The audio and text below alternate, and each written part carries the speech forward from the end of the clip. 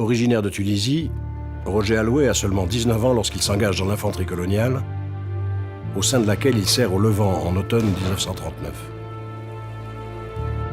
Hostile au régime de Vichy, dès juin 1940, il décide de rejoindre les forces françaises libres et sera décoré par le général de Gaulle en Palestine en 1941. L'année suivante, au sein du 1er bataillon d'infanterie de marine et aux côtés des soldats britanniques de la 8e armée, il combat en Égypte contre la célèbre Afrika Korps du général Rommel.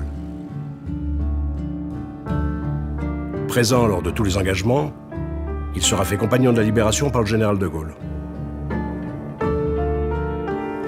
Blessé à 2 reprises lors de la campagne de Syrie puis en Libye, il choisira à chaque fois de repartir au combat.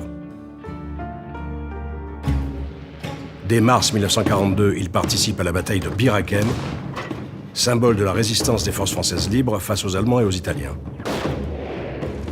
Malgré les séquelles de ses blessures, il participe à la campagne d'Italie avec la 1re division française libre en avril 1944 et en août, il débarque en Provence avec les Alliés. Lors des opérations pour la libération du territoire, Roger Allouet est toujours en première ligne.